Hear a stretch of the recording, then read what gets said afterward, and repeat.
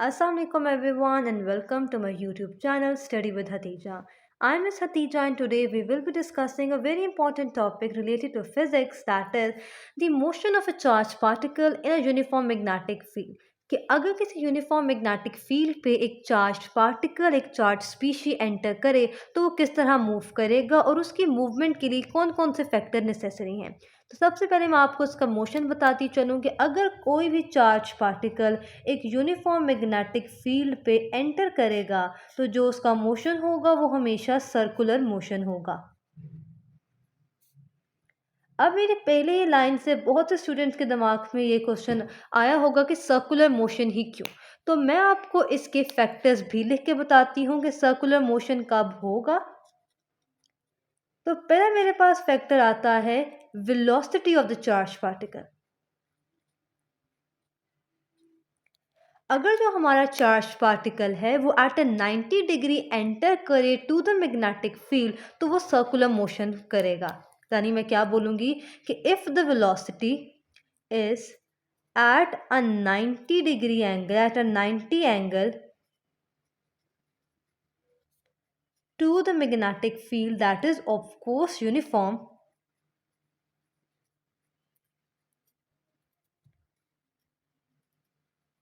तो फिर हमारा जो पार्टिकल है वो सर्कुलर मोशन एग्जिबिट करेगा।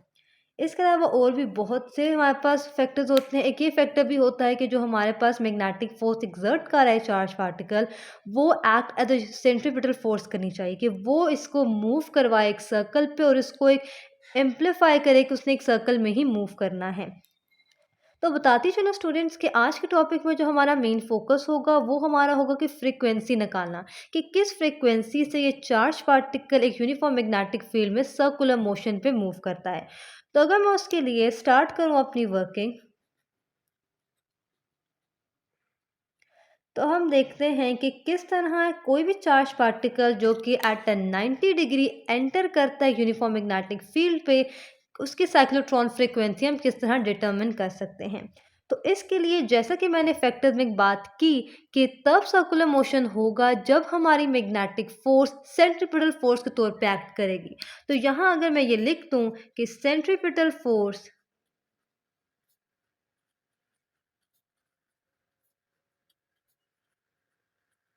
Is equal to the magnetic force, तो ये लिखना बिल्कुल भी गलत नहीं होगा। अब मैं इन दोनों टर्म्स को सेपरेटली डिटर्मिन या डिफाइन करूंगी आपके लिए। तो पहले सेंट्रीपिटल फोर्स हमारे पास क्या है। सेंट्रीपिटल फोर्स वो फोर्स होती है जो किसी भी पार्टिकल को एक सर्कुलर मोशन कैरी आउट करने पे लागू करती है कि एक ऑब्जेक्ट सर्कुलर मोशन ही कैरी करना है। तो अगर मैं सेंट्रीपिटल फोर्स का फॉर्मूला लिखूं Fc तो वो होता है mv² over r, yani centripetal force is the force which is exerted by a charge of mass m moving with the velocity v in a circle of radius r. Let's say equation 1 and this is equation 2. अब अगर मैं magnetic force के पास आऊँ तो magnetic force वो force है जो एक चार्ज पार्टिकल एक्सर्ट करता है। और अगर मैं इसकी इक्वेशन लिखूँ तो it would some be like F B is equal to Q V B, यानी magnetic force is the force exerted by a charge of q moving with the velocity v that is perpendicular to the magnetic field, यानी ऐसा charge जो कि एक velocity के साथ move कर रहा है और वो वेलोसिटी परपेंडिकुलर है मैग्नेटिक फील्ड के, तो हम उसे कहते हैं कि ये मैग्नेटिक फोर्स है ऑफ दैट रिस्पेक्टिव चार्ज। अब अगर मैं इन दोनों को इस इक्वेशन में पुट करूं तो मैं किस तरह लिखूंगी। यहाँ से लिख सकती हूँ कि F C is equal to Fp. Now putting equation 2 and equation 3 in first equation, I'll get Fc is equal to mv square over r and Fb is equal to qvb.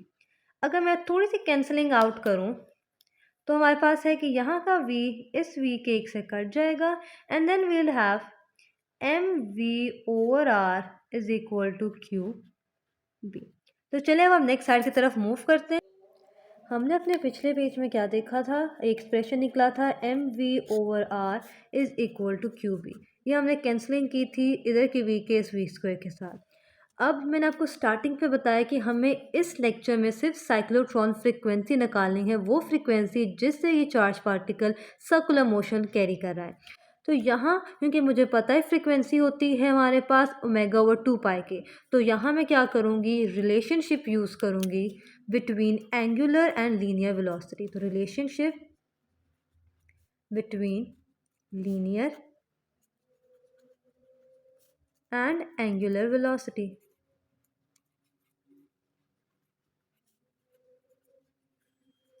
और एक बहुत ही जाना पहचाना सा रिलेशन है जो हम सब जानते होंगे, that is v is equal to R omega.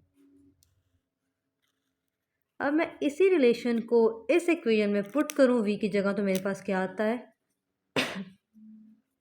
m r omega over r is equal to Q B. अब अगर यहाँ से मैं कैंसिल करूँ तो किस तरह होगी, ये r इस r से कैंसिल हो गया, तो फिर जो मेरे पास इक्वेशन बनेगी it would be m omega is equal to Q B. अब यहाँ से हम इस ओमेगा की वैल्यू निकाल लेते हैं, तो omega is equal to Q B over M. अब गाइस हमारे पास एक बहुत इंपॉर्टेंट वैल्यू निकल आई है जो कि है ओमेगा यानी एंगुलर वेलोसिटी की वैल्यू। अब हम सब जानते हैं जब एंगुलर वेलोसिटी की बात करें तो यहाँ से हम फ्रीक्वेंसी को ईजिली फाइंड आउट कर सकते हैं। हमारे पास फ्रीक्वेंसी फाइंड करने के लिए सबसे जो आसान हमारे पास यहाँ मेथोडोलॉजी है वो क्या है, frequency is equal to omega over 2 pi. अब अगर हम इस इक्वेशन में ओमेगा की वैल्यू प्लेस करते हैं ओमेगा की जगह, तो अब देखते हैं हमारे पास क्या आता है, f is equal to Q B over m multiplied by 1 over 2 pi. So eventually we will get f is equal to qb over 2 pi m. तो गाइज ये मेरे पास आती है द रिलेशन और the equation I needed for my cyclotron frequency. इस frequency को हम कहते हैं साइक्लोट्रॉन फ्रीक्वेंसी। अगर इसको डिफाइन करना हो तो हम डिफाइन करते हैं कि cyclotron frequency is the frequency with which a charge moves in the circular motion in a uniform magnetic field. अगर मैं इसको डिफाइन करूँ तो cyclotron frequency is the frequency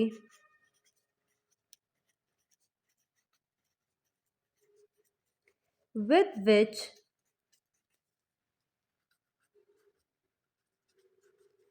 a charged particle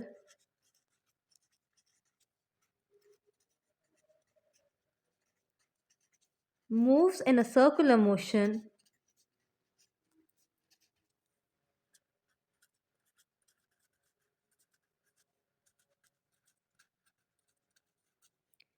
in a uniform magnetic field।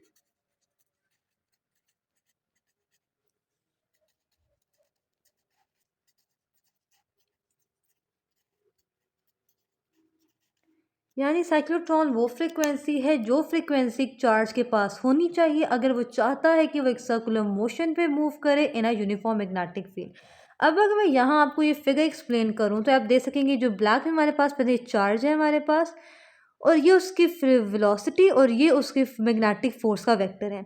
अब आप closely देखें तो ये दोनों वेक्टर कुछ इस तरह प्लॉट किए गए हैं कि इन दोनों के दरमियान 90 का एंगल आ रहा है।